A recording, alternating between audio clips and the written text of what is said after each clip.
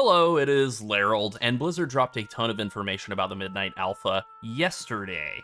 Technically, it was earlier today for me because I'm recording this before we put it out, because that's how time works.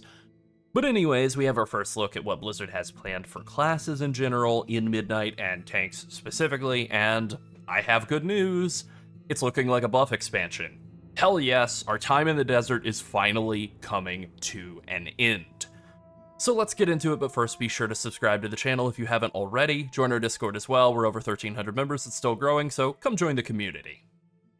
Alright, so the very first thing in this Midnight expansion info wrap-up that is a very large, exhaustive post that I will link in the description of the video and you can check out for more detail, is that Housing Early Access actually drops December 2nd, and what can I say? I called it to the day. I'm looking at my old WoW expansion timeline spreadsheet. I think I guessed a couple of different days for housing, but we'll say that I nailed it, and what do I win? A cookie?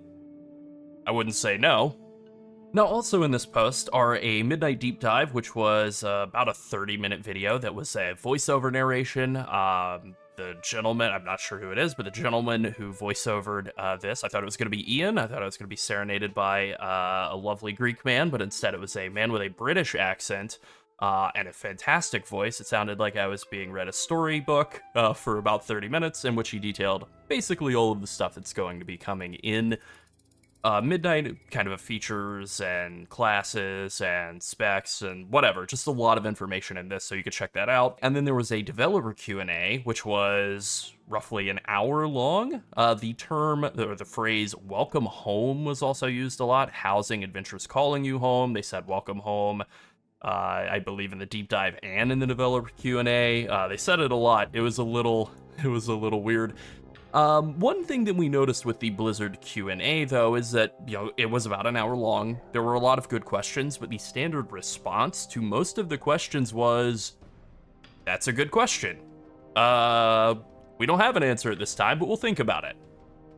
It's okay to not have all the answers, especially when things are still up in the air right now, but it does make us wonder why they did the Q&A right now, if they don't have answers to what we consider pretty standard WoW community questions in the run-up to an expansion. Maybe they'll do another Q&A as we go into the beta or as we get very close to launch, and then it'll all make sense. Hopefully that is the approach they're going to take. Now, there are a lot of details for features that we already knew a little bit about, a surface-level understanding of the Devourer Demon Hunter, the Heronir race. We got to see the Heronir Druid forms, which look pretty cool. We've learned that the bear form, pangolin form, the tank form for Heronir is a pangolin. They all kind of have the cool flappy ears and tusks and stuff, and they're pretty good looking race. I'll probably make my druid into one, we'll see when we get there. But then there are also a lot of combat changes that are coming that were something that we weren't quite sure was going to happen, and actually is kind of a welcome set of changes. So what Blizzard's overarching philosophy for combat in Midnight is basically to reduce the amount of complexity, the amount of cognitive load, and there's a reason for that I'll get to in a minute. But what they're trying to do is basically make it so that the highest levels of complexity of, kind of the irritating aspects of complexity, things you use weak auras for, monitoring procs, monitoring buff stacks hitting a certain point, bouncing back and forth between using skills that are coming off of cooldown, is smoothed out a little bit, and there's not quite so much whack-a-mole going on. I think about some of the tier sets for Protection Warrior in Season 2, where you would suddenly reset the cooldown of shield charge very quickly if the proc would occur, and you had to very suddenly change your rotation in order to take advantage of that. So things like that are going to be smoothed out a bit in the interest of making the game a little bit easier and not requiring so many mandatory add-ons. And this is where we get to the thing that I was hinting at a moment ago, is that they are going to be removing the ability, I don't think it's in this post here, but they're going to basically be removing the ability of WoW add-ons to monitor what's going on in combat. So weak auras are not going to be able to read actions and buffs and debuffs being gained in combat, and that's going to really change the necessary complexity of classes, because the way that the game exists right now and combat exists right now, if you're trying to play at a high level without Weak auras, it's just not possible with the amount of overlapping complexity and the number of keybinds that exist. And so they're also removing a lot of keybinds as well, which is a really welcome change. They're merging a lot of skills together. They also did give us some visual, like basically just a visual representation of what Devourer Demon Hunter looks like, although the video player on this page is a little wonky. I had to reload every time I wanted to watch one of the clips. I like this like very, whatever, ethereal testing area. But basically the way that this class looks like it's going to work is it's a little bit like Vengeance, where you kind of are generating both Soul Fragments and Fury at the same time, and then you're consuming both of those at the same time. It's a little different. It's a little bit like a combination of like old Shadow Priest with Surrender to Madness, except you don't die if you run out of insanity. But then also combined with Vengeance Demon Hunter. Again, like this little funky bug with their embedded media player is... you know, a little funky, but like it looks very cool. As you can see, very purple and blue and just like really, really good animations going on here. Obviously, that's something we're super excited to get in and kind of play around with more as the alpha opens up and we're able to like get in there and test it out. That's definitely one of the first things that we're going to be looking at because, you know, new spec, blue spec, like that's pretty interesting. This is kind of the big finisher skill, Collapsing Star. It's something that you'll like open up your Void Metamorphosis or open into Void Metamorphosis and like build up resource to be able to like throw this big Collapsing Star at enemies. And as you can see here, it has some pretty cool like claw graphics around the sides of the enemy as it pops off. Try and freeze on that here. Yeah, I mean that's pretty cool looking. Alright, here's another spot where we can see the words welcome home. This is another spot where the housing is really like being pushed forward. This is something they're going to be testing from the very beginning of the alpha. You know, it's going to be in the game. If you pre-order, it's going to be in the game like 2 months from now, like 2 months from today, right now. So, you know, they're definitely trying to make sure that this is like tested and functioning and working.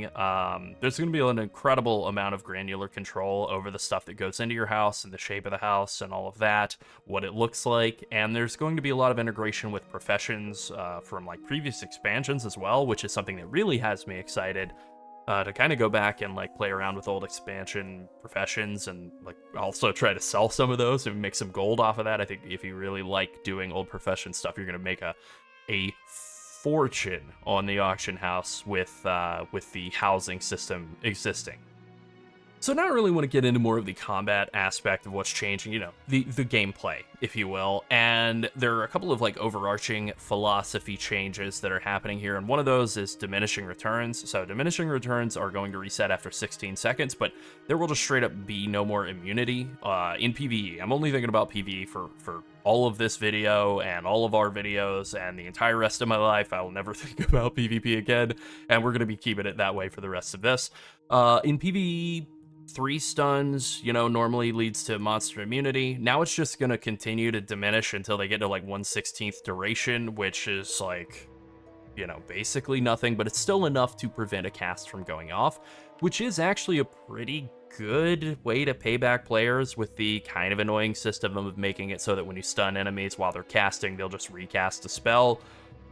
Still don't love that. Don't love that they're doubling down on that, but by making it so that monsters won't be stun immune, you could just like stun them like 15 times in a row if you need to chain your way through to an interrupt coming back up. I think that works pretty well. And then they're also making interrupts quite a lot stronger. They're adding like 2 seconds to the lockout duration for melee interrupts, basically for all of them. I think they're doing the same for caster interrupts as well. So they're going up to 5 for melee and 6 or 7 for caster interrupts. And I think Rogue Kick is a little special. They get to be 6 even though they are melee.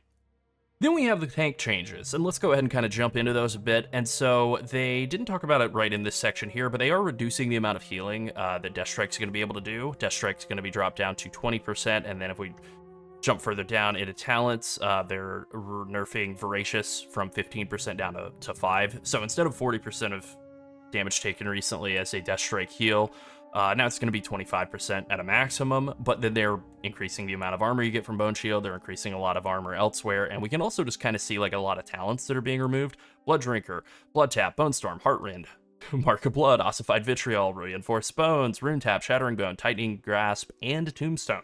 All of these bonuses are being merge back into like baseline power elsewhere in the class, and this is going to basically make it so that you have a lot fewer like fiddly little keybinds that you have to worry about hitting, and the keybinds that you do hit that are more interesting and rotational have a lot more impact. I think this is a really good change. There are also, like, just from a philosophy level, I think it's a really good change to try and make there be more power in the keybinds that you hit normally. We're going to see this again later on in Brewmaster Monk. I think it's like the peak example in all of the class redesigns that they're doing.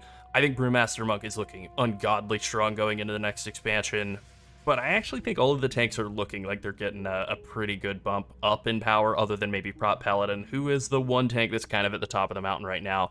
Maybe Prot Warrior, you know, again, we'll get to it in a bit. But the point here is that Blood DK is looking like it's actually getting some pretty good changes here, because it's getting a lot of that scary moments at the start of pulls where you take a long time, as they even say here, a long ramp up time to get your defensive rollings and or defensive rolling and also offensive power. You know, it's kind of hard to hold threat and also stay alive at the same time on a Blood DK at the start of a pull. They use mutually exclusive skills for those two purposes. So what they're doing here is they're getting rid of Shattering Bone, they're getting rid of Tombstone and Bone Storm, and they're just gonna make it so that you do more damage with like Blood Boil, and Death and Decay does a ton more damage, and you're just gonna be doing more damage with like kind of your core rotational skills, and then being able to stay alive by being able to Death Strike much sooner into the start of a pull. They also have the Apex talent for Blood. Not all the Apex talents are in, but for Blood it is, and it is this bonus that gives you, like when you parry while Dancing Rune Weapon is active, your Hard Strike will be free and do a bunch of extra damage. You also get extra damage and damage reduction, and the ability to proc random Dancing Rune Weapons just by consuming runes. This is all great, and it synergizes really nicely, and kind of hits on the things that I like most about Blood. Also, they're just giving a really awesome couple of new talents. Death Strike giving you a hot, Death Strike hitting multiple extra targets. This is an earlier tier set bonus from the War Within that was super awesome, so that's great. And they're also bringing back my favorite, and I think probably the weakest bonus from Shadowlands, the Blood Mist. Like, when you cast Dancing Rune Weapon, you automatically will do a bunch of extra damage to enemies around you, generating a bunch of free runic power. This is great. I really love this, and then it even like does some extra damage as well. So there's just a lot of really fun stuff happening with Blood. I'm not going to hit on every single change here, but Blood is actually getting quite a lot. They're getting a real like shot in the arm in terms of the overall damage reduction that they get at the expense of not having as much insane self-healing, and I think that's like a really good direction to take Blood. That is like, if I had to choose, you know, Blood wasn't necessarily our next, like, what we're hoping for wish list video, but this is the direction I was going to say I wanted them to go, and they've done it. So I'm very, very happy with that. Then Demon Hunter is up next. Demon Hunter is getting some changes here. You know, again, some more skills are being removed. Annihilator Demon Hunter is a new hero spec tree that's going to be available to Devourer and Vengeance, and we don't know what it is. You know, this is just a very generic description, right? Their methods are often questioned, but they're needed when the fight arrives. What does that look like in combat? I don't know. Maybe you shoot your healer and then throw that damage at the enemy. I doubt it, but that's what it sounds like to me. So mainly what's happening with Demon Hunter is they're trying to kind of fix some of the issues in like drops in defensive bonus, defensive cooldown uptime. So just to give a couple of examples here, Calcified Spikes is being redesigned. It's just 5% damage reduction while Demonic Spikes or Demon Spikes is up. Demon Spikes is also getting its duration increased from 8 seconds to 12, and the cooldown is hasted, so you're just basically going to be able to have Demon Spikes up all the time pretty easily. Also, a really awesome bonus that is happening with Fiery Brand, if I can find it in here, is that Fiery Brand now brands yourself and an enemy target. It will reduce the damage you take by 40%, and then deal damage to the enemy over 12 seconds, and then presumably you can still take, what is it, Revel in Pain? I don't remember. Whatever the name of the talent is that causes it to jump around to nearby enemies and give you a bunch of extra damage. Obviously, like, that's great, but now you get 40% damage reduction while Fiery Brand is active, which means the biggest issue that Vengeance Demon Hunters always had, which is like environmental damage they don't have a cooldown for, now you do, and that is that. There are a lot of other changes in here, but I think another one that really stands out to me as being very interesting, not necessarily bad, but interesting, is that Spirit Bomb is now a 25-second cooldown affected by haste, so I think you're always going to want to take it. I think the Soul Cleave only, no Spirit Bomb at all, is a thing of the past, but at the same time, it's clearly not a rotational skill, it's 25-second cooldown, so very weird redesign, but not something I'm necessarily against. I like Soul Cleaving, and, you know, it's going to do a lot of damage. It's going to hit all enemies in front of you instead of 5. So it's kind of just being turned into existing Spirit Bomb a little bit. And, you know, then Spirit Bomb is kind of just becoming a whole new thing. So this is going to be pretty fun to play around with. Again, there's a lot of other changes in here, but they're kind of making the damage intake be a lot less spiky. And that's good, because definitely playing a lot more Vengeance this season. Sunset can attest to this as well. It feels really good when it's like good, and then there are moments where it is just nightmare mode, you are getting destroyed, and thankfully that is going to be smoothed out quite a lot. Alright, Druid's getting some okay bonuses. Gift of the Wild, your Mark of the Wild gives you more versatility. That's actually pretty nice, I like that. They're doing that same idea with a couple of bonuses. I think that's not too bad, and then Heart of the Wild's being redesigned. I think it's basically just going to make it so that at least in Mythic Plus, you'll just like kind of never use it. You know, that's okay. There are a couple of talents, Nature's Vigil and Renewal are both being removed. Renewal, RIP, that's actually going to be missed, but, you know, it is what it is. In terms of the state of Bear Druid specifically, what Blizzard's really trying to do is kind of tune down their rage generation, because, of course, during offensive cooldowns, during Berserk, you're able to just get an insane amount of rage generation, and then outside of that, if you're in large-scale AoE, it can be pretty high, but if you're not, it's actually kind of stinky. And they're kind of trying to balance that out a bit. There are a couple of interesting things in here as well, though. Like, there's this new talent, Red Moon, that replaces your Moonfire and turns it into, like, a big offensive cooldown, single target cooldown. This could be pretty fun to play around with in single target raid bosses, but I don't want to give up Moonfire for Mythic Plus, that's for sure. Then there's also this new skill, Sundering Roar, where you are able to stack Thrash up to, like, 5 extra times for the next 12 seconds, and then when it ends, it'll do a bunch of damage instantly. I think that's a really fun idea to overlap with Berserk. I think that's, like, pretty awesome. And then I think the best thing in this entire tree here is that Berserk is being redesigned. It's gonna be Berserk, the way that we know it and love it. But it's not going to be split into 3 different talents for some reason. It's just going to be 1 point. So they're freeing up Bear Druid to have several more points in addition to a bunch of other, like, you know, interesting things that are being added. So I think that's, like, really, really good news for Bear Druid. Freeing up some points, freeing up the need to, like, spec into 2 charges for Survival Instincts. Just a lot of points being freed up for bears. Alright, now I want to get to kind of the main event, which, at least for me, and that would be Brewmaster Monk. So Shadowpan is getting some pretty awesome bonuses here in Stand Ready and Weapons of the Wall, which are just the current Shadowpan tier set bonuses, and they're awesome, so this is great to have those carry forward. They are associated with Weapons of Order, which is interesting for a reason that'll become pretty obvious in just a moment here. Chiverse is still in the game for Brewmaster, it's removed for the other 2. Clash is unfortunately gone once again, and Rising Sun Kick is being removed for Brewmaster, which you might think, hey, that's bad, but I think it's actually good. Diffuse Magic and Dampen Harm are being removed for Brewmaster, and that is interesting, but again, I think that Brewmaster's actually getting significant buffs that are going to wind up being quite a lot better than losing Diffuse or Dampen. Alright, so let's go ahead and kind of translate these developers' notes here. Brewmaster's kit has too many keybinds. There you go. So it's a pretty tough spec to learn. There's a lot of complexity, rotational complexity, a lot more keybinds on this spec than most other specs in the game, and that's something that needs to be toned down, and that's part of why Rising Sun Kick is going, part of why Dampen and Diffuse are both going.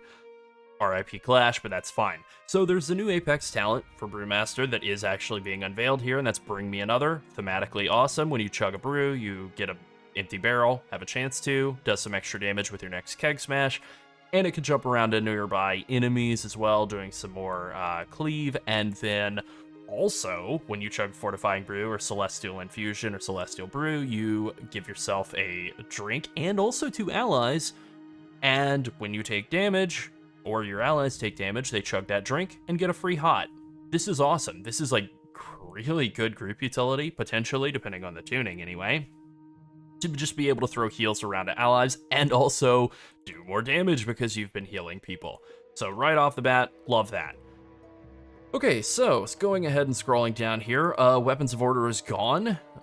So with that being gone, that means that there's some kind of gaps in the rotation or the offensive cooldown aspect of things. And so they're basically just taking a lot of things that pointed to Weapons of Order in the past and pointing them now towards Exploding Keg. You can reset the cooldown of Keg Smash with Exploding Keg. That sounds pretty good. Exploding Keg can cause your next 2 Keg Smashes to summon a bunch of fire that does a bunch of extra fire damage. Also good. Exploding Keg can be reactivated within 20 seconds to throw 5 extra kegs at nearby enemies and reduce the cooldown of your brews a whole bunch. Also good. There's a lot going on with Exploding Keg now, which is great. I love Exploding Keg. I am very happy to see it get a much more outsized role. It's a lot more fun and interesting of an offensive cooldown than Weapons of Order ever has been. Then we have some really huge hitters here, and that would be Awakening Spirit. Your Purifying Brew gives you a shield that absorbs like a fair amount of damage, at least potentially a fair amount of damage. You also have healing based on doing fire or nature damage. Now maybe these are in a choice node with each other, but if not, these are 2 of the best defensive bonuses that Brewmaster Monk has ever gotten from old tier sets, old, temporary bonuses, and they're both coming in at the same time. That's humongous. They're also bringing back one of my absolute favorite bonuses ever from the Legion artifact. When you drink a brew, you get move speed to the tune of 15% for the next 15 seconds, so you basically have 15% move speed all the time. Also, Storm Stout's last keg has been redesigned. It doesn't seem to give an extra charge of Keg Smash. Maybe that's baseline. Maybe Keg Smash is just supposed to be a 1-charge skill now. But 50% increased damage to the primary target and a 10-yard range increase for Keg Smash, which again is stealing from the greatest hits of Legion, which is fantastic. That is the last time I think I really thought Brewmaster Monk was kind of at the best it had been ever, and it seems like they're going back to that, which is a great decision. Then there's also another thing that I've been asking for a long time, probably since BFA, and that was a change to Blackout combo. It now only affects either Tiger Palm for more damage or Keg Smash for more brew cooldown reduction, and there are no more effects available to Blackout combo at all, which is great. They're just removing noob traps. This is good. They're also increasing Bob and Weave up from 3 extra seconds of stagger to 5. This is going to make stagger last way longer, stagger the damage out over way more time. It's going to feel a lot smoother to take damage on a Brewmaster Monk, which is really good. I would absolutely give up Dampen Harm just for this 2 extra seconds on Bob and Weave, and that's basically what we've done here. They've also gotten rid of these Purified Chi gaming, where you have to build up stacks of Purified Chi by purifying brewing off stagger damage. Instead, they're just buffing the baseline values of Celestial Brew and Celestial Infusion. You're going to have an easier time using those, especially early on in pulls. You're going to have a lot safer of an experience with that. And that's kind of something they're trying with a lot of specs. Something with Vengeance Demon Hunter that I kind of glossed over. If you Infernal Strike into combat, you'll throw a Sigil of Flame underneath you by default. It's something they're doing with Prot Paladin as well. If you use your horse, you'll automatically get Shield of the Righteous buff applied to you. Just some good defensive bonuses that people can, or tanks can use as they're entering combat. Alright, so that's a lot on Brewmaster. Obviously, I spent a lot of time here. I'm very happy about it. I think the class is looking the best it's been in years. I'm not going to touch on every single thing, but obviously that's really good news there. So Prot Paladin is going to get more of an emphasis, especially if you're playing Templar with this new Judgment talent bonus, or Judgment damage bonus talent. They're kind of getting more of an emphasis on Judgment and on Divine Toll. Divine Toll now summoning Divine Hammers that spin around you for 8 seconds as a bonus that's for both Prot and Ret as Templar. And you can kind of see that with a lot of the changes that are happening for protection. If I scroll down far enough here, they are removing Eye of Tyr entirely, so that's just gone. There are quite a few talents in here that are gone. Moment of Glory is gone, which you might say oh, pour one out for Moment of Glory, but Sweeping Verdict now makes Judgment chain to 2 additional targets. This is great. This is really good for getting multi-target cleave for Mythic Plus. This is a really great change. They're also getting a second charge for Guardian of Ancient Kings. This is a replacement to Eye of Tyr, but with a transition away from Eye of Tyr being there as sort of a hybrid offensive defensive cooldown that really just gets used as an offensive cooldown a lot of the time. Now, Prop Paladin is just going to have more availability on like straight defensive cooldowns, and again, I think that's kind of a good change. As I said, this out of combat Divine Steed granting Shield of the Righteous, you can use that to go into combat with Shield of the Righteous up. That's a really good change. There's also this particular bonus, Undying Embers here, where Refining Fire is the bonus that gives you damage over time from your Avenger Shield on enemies. You're going to be able to heal from that once again, and for 100% of it, so that's like a pretty good defensive bonus there. And also you can get increased Consecration and single target, and also healing based on all of the damage that Consecration does. So again, a lot more trickle self-healing available to Protection Paladin to compensate for kind of not having as many keybinds, as many like offensive and defensive cooldown keybinds with the removal of Eye of Tyr. They're instead giving back like a lot more just steady trickle self-healing, which is one of the things that Prop Paladin has like lacked the most. So I think this is really like pretty good news for Prop Paladin, actually. It really just is a matter of tuning on everything else as to whether it's going to wind up being, you know, as is typically the case for Prop Paladin, either insanely strong or just pretty strong. But I do think that the class is still in good shape, even if it isn't getting massive buffs like, say, Brewmaster Monk. I still think it's going to be pretty good. Also, can't overrate this enough. Mana cost on Word of Glory is increased, but it'll refund 100% of the mana cost when you cast it on yourself, which means no more mana problems from spam healing yourself, only mana problems from healing other people. Cannot overstate enough how good this change is. This alone makes me go, no, it's fine. Prop Paladin's gonna be awesome. And then finally, we can end here on Prop Warrior, which is getting very little in the way of changes. Thunderblast damage is going up by 100%. Demolish is getting a tiny little change here. And then there's a lot happening in the class tree, like Rend, Thunderclap, Rend, Blood and Thunder, all of that is getting moved into the class tree. There are some other bonuses in here as well. You can get 3% extra attack power from your Battle Shout, only for you, not for your allies, but then you can get like move speed out of Rallying Cry on all your allies. That's really awesome. There's another talent elsewhere that'll make your Piercing Howl. Oh, I think it's just built into Piercing Howl now. It's a 30% move speed increase for your allies. Not for very long though, 4 seconds, but still. You know, some other good changes in here as well. Menace no longer causes Intimidating Shout to knock back enemies, so that's actually a usable offense or crowd control skill now. Certainly that's a good idea. I like the idea of Champion Spear actually sucking enemies into the middle when you throw it down, and then it only keeps them chained in one time, kind of like Ursol's Vortex, but still good change.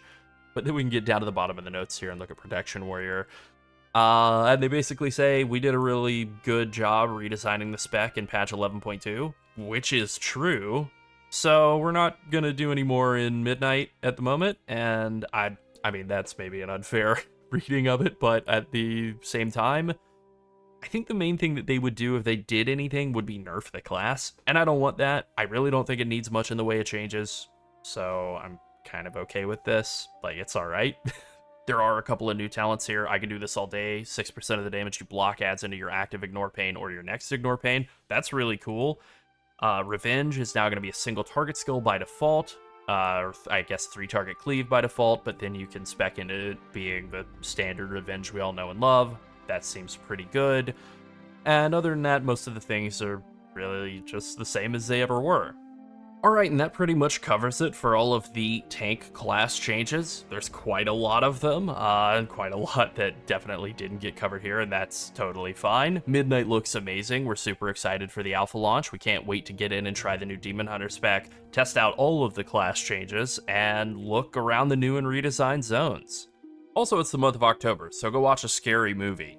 Sunset and I both recommend Scream. It's an S-tier movie with a name that starts with the letter S. 2 thumbs up from both of us, so 4 thumbs up. The maximum possible rating. Alright, that's it. Be sure to like and subscribe if you enjoyed the video, and join the Skipping Sleep Studio Discord and become part of our community. And finally, thank you to all of our channel members. If you want to support us and help us make more WoW content, become a channel member or come boost our Discord. Thanks for watching. Bye.